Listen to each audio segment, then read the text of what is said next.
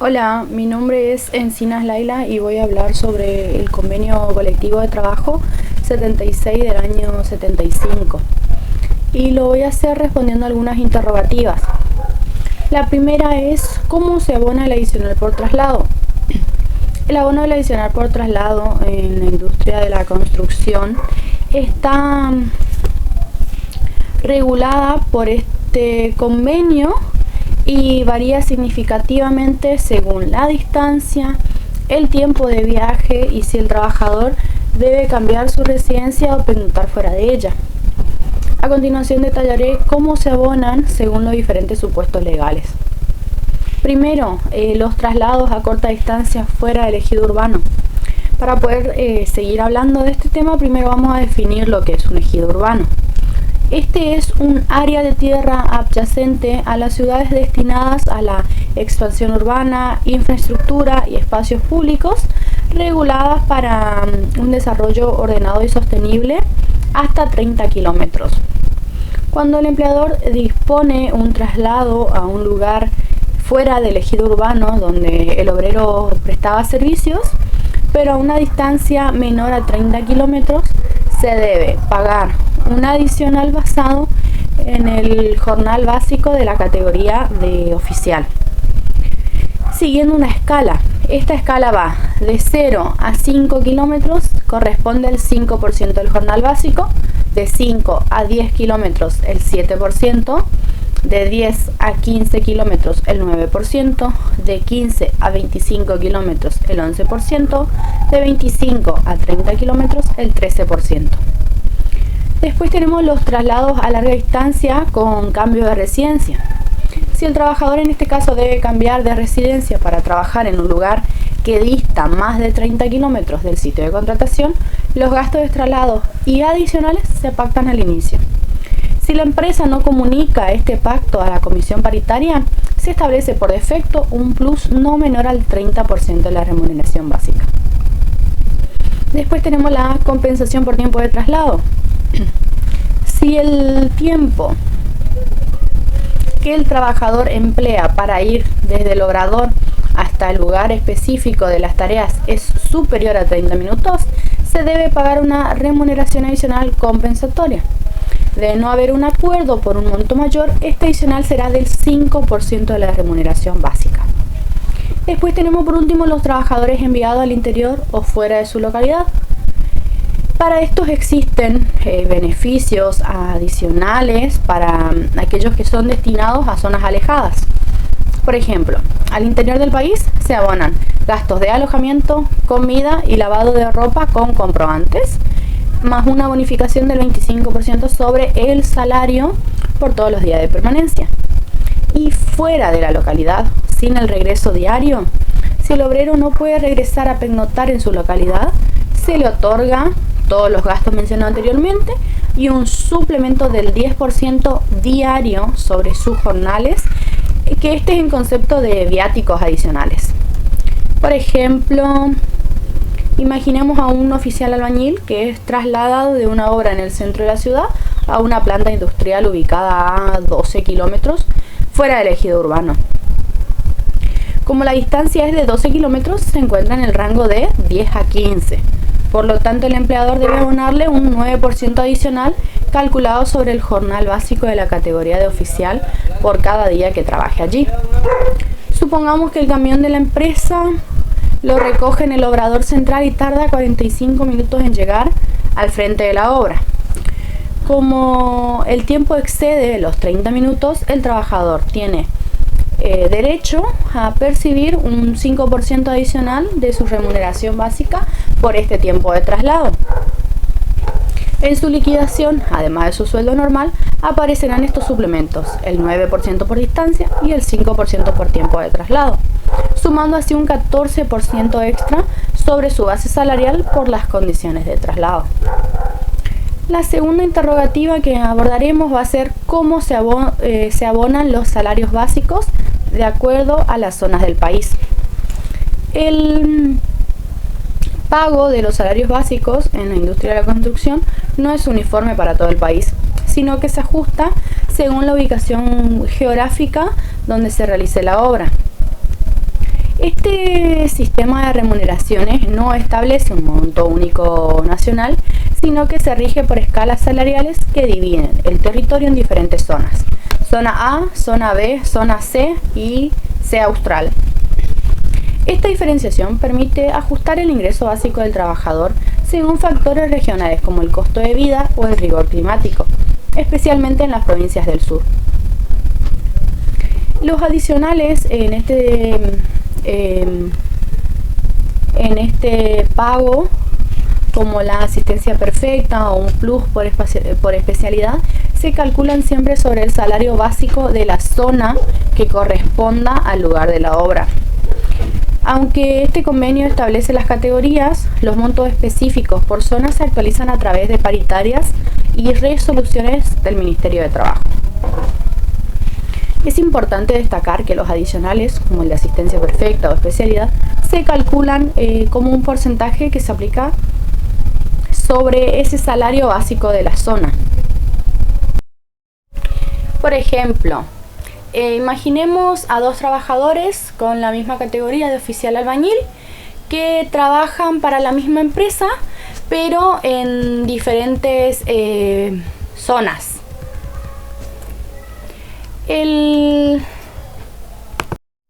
trabajador A trabaja en la zona A, trabaja en una obra en la ciudad de Buenos Aires.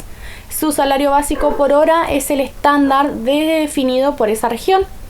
Y el trabajador B trabaja en la zona C, o sea, trabaja en una obra en la provincia de Santa Cruz. Debido a que las condiciones climáticas son más duras y el costo de vida es más elevado en el sur, su salario básico por hora es mayor que el del trabajador A, aunque realicen la misma tarea. Si ambos tienen asistencia perfecta, se les abona un 20% extra. El trabajador A recibirá este 20% calculado sobre su básico de la zona A y el trabajador B recibirá el 20% pero calculado sobre su básico de zona C. De esta forma, el convenio garantiza que la remuneración final sea equitativa respecto al contexto geográfico del trabajador.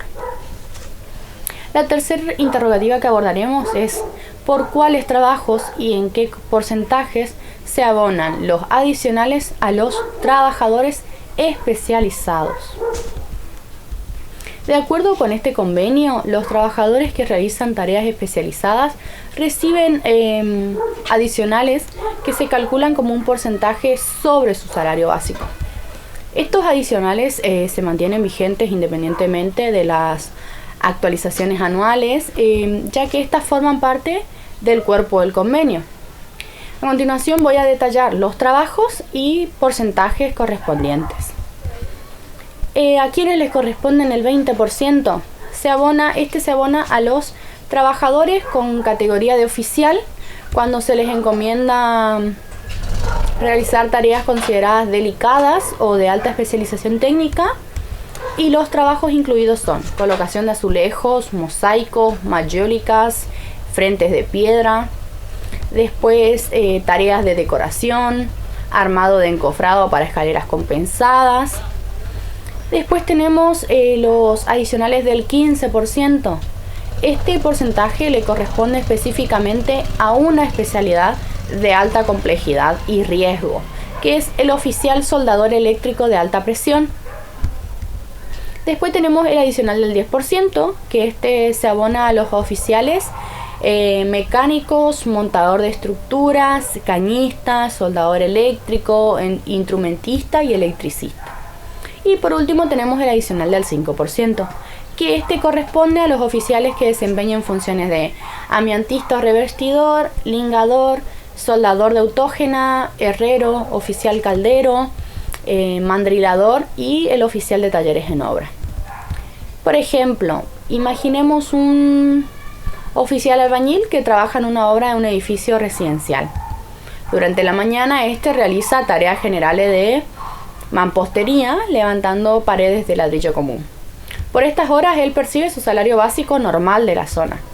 Pero por la tarde el capataz le encomienda la colocación de detalles decorativos en el hall de la entrada al edificio. Por cada hora que este trabajador pase colocando las decoraciones, el empleador deberá abonarle, además de su sueldo básico, un 20% adicional. Si su jornada de especialización duró 4 horas, ese plus se liquidará por ese tiempo efectivo de la tarea delicada. Este sistema lo que garantiza es que aunque el trabajador tenga una categoría base, su remuneración aumente proporcionalmente a la complejidad técnica o a la especialidad del trabajo que efectivamente esté realizando en el frente de la obra.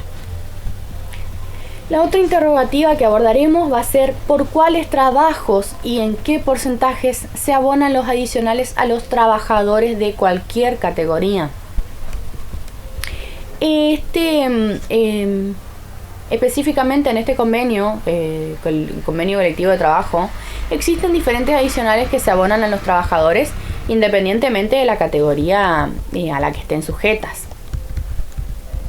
ya sea oficial, medio oficial o ayudante, basándose principalmente en condiciones de riesgo, fatiga o desarraigo. Tenemos primero el adicional por asistencia perfecta, que es el 20%. Este se abona al trabajador que registre asistencia perfecta durante la quincena. El cálculo se realiza sobre el salario básico de la categoría en la que se desempeñe. Después tenemos los trabajos en altura, que son del 15 al 25%. Este se paga a todo trabajador que realice tareas en balancines, silletas, andamios, colgantes o torres, basándose en la diferencia de nivel. De 4 a 26 metros es el 15% de suplemento. De 26 a 40 metros es el 20% de suplemento. Y más de 40 metros es el 25% de suplemento. Después tenemos la colada de hormigón, que es el 15%. Este se abona al personal ocupado directamente en la carga y distribución de hormigón, estructuras, contrapiso, túneles, siempre que no se utilicen medios mecánicos como mixer o vibradores automáticos. El criterio es la fatiga excesiva de la tarea manual. Después tenemos las excavaciones y submuraciones, que este corresponde al 10%.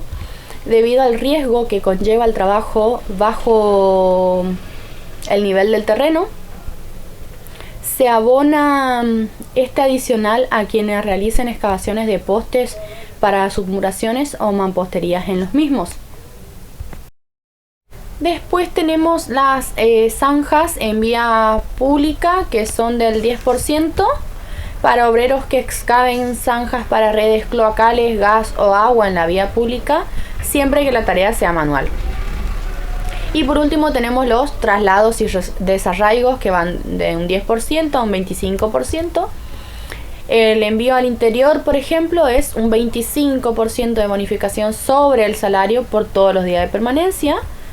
Fuera de la localidad, como lo habíamos hablado, es el 10% diario sobre sobre los jornales por viático, como viático. Y tomemos como ejemplo a un trabajador con categoría de ayudante, que es la categoría más básica, trabajando en una obra de un edificio en torre. El ayudante, supongamos una situación, el ayudante pasa su jornada en el piso 10 a 30 metros de altura, recibiendo baldes de mezcla. Por trabajar a esa altura le corresponde un 20% adicional sobre su básico por riesgo de altura. Si tenemos ese mismo ayudante, no faltó ningún día en la quincena, a este se le suma otro 20% por asistencia perfecta. Tenemos como resultado que aunque este sea ayudante y no un oficial especializado, su salario se verá incrementado significativamente un 40% en total sobre su básico, debido a que las condiciones de su trabajo, altura y cumplimiento así lo exigen por el convenio. Sigamos con otra interrogativa. Esta es: ¿cómo se ejerce la representación gremial? El Convenio Colectivo de Trabajo 76 del 75 establece que la representación gremial de los trabajadores de la construcción se ejerce de la siguiente manera. Por una entidad representativa. Todos los obreros de la industria están representados por la Unión Obrera de la Construcción de la República Argentina, u OCRA. Después, la representación en el lugar del trabajo se ejerce a través de delegados del personal y mediante comisiones internas. Esta estructura se da según la cantidad de obreros. En cualquier lugar de trabajo, independientemente del número de obreros, hay un delegado titular asistido por un subdelegado o delegado tesorero. Entre 50 y 100 obreros se puede designar una comisión interna de hasta 3 miembros para cooperar con el delegado. Más de 100 obreros, la comisión interna puede integrarse hasta con 5 miembros. La elección de estos representantes la hacen los trabajadores afiliados mediante un voto directo y simple mayoría en asambleas realizadas fuera del horario de trabajo. ¿Qué requisitos se debe cumplir para ser delegado? Este candidato debe estar primero afiliado a la UOCRA, después ser mayor de 18 años y tener al menos un año de antigüedad al servicio del empleador o un año de afiliación si la antigüedad de la empresa es menor. En obras de reciente data, nuevas, no se requiere este principio de antigüedad. La protección se da mediante una estabilidad gremial. En esta los representantes tienen estabilidad en sus empleos, no pueden ser suspendidos ni trasladados a otros lugares de trabajo por el empleador durante su mandato, salvo que la medida afecte a todo el personal de su misma categoría y especialidad. Además, deben ser los últimos en ser despedidos cuando concluyan las tareas de su categoría. Tomemos como ejemplo, imaginemos una empresa constructora que inicia una obra de gran magnitud, por ejemplo un complejo de edificios, y contrata a 120 trabajadores. Debido a que supera los 100 obreros, los trabajadores tienen derecho a elegir un delegado titular y una comisión interna de 5 miembros. Se convoca una asamblea en un local de la UOCRA un sábado por la tarde, fuera del horario laboral. Allí los obreros afiliados votan y eligen a un oficial albañil con 2 años de antigüedad como su delegado. El empleador debe habilitar en la obra un tablero para que este delegado fije boletines o convocatorias a asambleas. Si el delegado debe asistir a una situación en el Ministerio de Trabajo por un conflicto en esa obra, el empleador debe darle permiso y pagarle el jornal por el tiempo empleado. Ahora, si la empresa decide reducir el personal a la mitad de la obra, no puede despedir al delegado mientras queden otros oficiales de su misma especialidad trabajando, ya que él goza la estabilidad gremial y debe ser el último en retirarse. El último punto en este video va a ser una explicación para dirimir un conflicto entre el empleador y el trabajador respecto de los equipos de protección personal. Imaginen una situación en la que el trabajador reclame determinados equipos para realizar su actividad de forma segura. Nos pide desempeñar nuestro rol de higienista y mediar ante este reclamo frente al empleador. Desde nuestro rol de higienista, la resolución de un conflicto por equipo de protección personal debe basarse en la normativa técnica y en la prevención de riesgos, actuando como un nexo conciliador entre la seguridad del operario y la continuidad operativa de la empresa. Para mediar en este reclamo, no vamos a enfocarnos en la confrontación, sino en el convenio técnico y legal del empleador, utilizando argumentos. Por ejemplo, el artículo 26 nos dice que el empleador tiene como responsabilidad adoptar las medidas pertinentes para salvaguardar la seguridad de higiene, lo que incluye proveer obligatoriamente elementos como cascos, guantes, máscaras y botas. Lo próximo que haremos es advertir que bajo el artículo 61 el trabajador tiene el derecho legal de no ejecutar tareas si no están dadas las medidas de seguridad o si su estado físico emocional se ve afectado por la falta de protección. Y por último, decirle que más que un gasto, el EPP es una inversión. El higienista debe explicar que un accidente por falta de equipo conlleva costos mayores, días de baja, posibles multas y hasta la interrupción de la obra, la cual es la fuente de trabajo para todos. Por último, para convencer al empleador, podemos enfatizar que una vez provistos los equipos, el trabajador tiene la obligación estricta de usarlos, lo que le permite al empleador ejercer un mejor control sobre la disciplina y seguridad en la obra.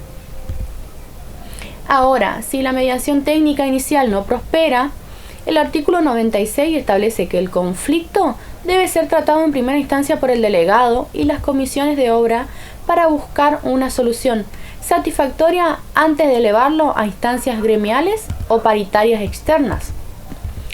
Por ejemplo, para un mejor entendimiento, un ejemplo práctico puede ser un oficial soldador reclama una máscara de protección fotosensible nueva porque la actual tiene el filtro dañado.